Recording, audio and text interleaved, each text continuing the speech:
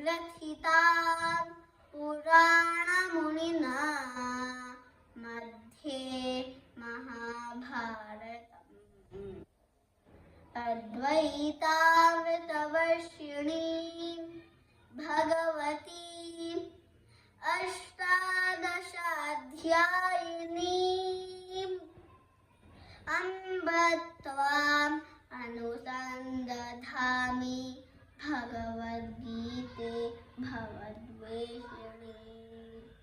नमोऽस्तुते व्यासविशालबुद्धे फुल्लारविन्दायतपत्रनेत्र येन त्वया भारततैलपूर्णः प्रज्वालितो ज्ञानमयप्रदीपः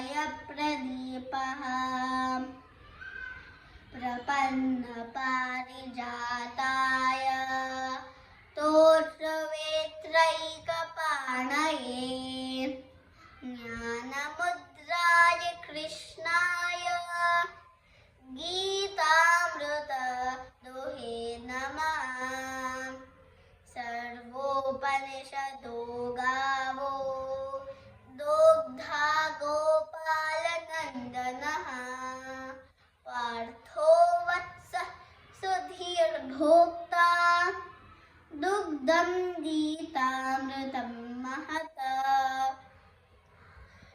वसुदेवसुतं देवं कंसचाणूरमर्दनं देवकी परमानन्दं कृष्णं वन्दे जगद्गुरुं। भीष्मद्रोणतटा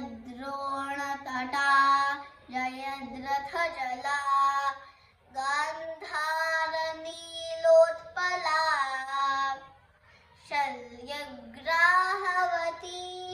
कृपेण वहनी कर्णेन वेलाकुला अश्वत्थामविकर्णघोरमकरा दुर्योधनावर्तिनी सोत्तीर्णा खलु पाण्डवै रणनदी कैवर्तकः केशवः। पराशर्यवचः सरोजममलम् गीतार्थगन्धोत्कटम् नानाख्यानककेसरं हरिकथा सम्बोधना बोधितम्। लोके सज्जनषट्पदैरहरहः पेपीयमानं मुदा भूयद्भारतपङ्कजं कलिमलप्रध्वंसिनः श्रेयसे। मूकं करोति वाचालं पङ्गुं लङ्घयते गिरिं यत्कृपात्तमहं वन्दे परमानन्दमाधवम्।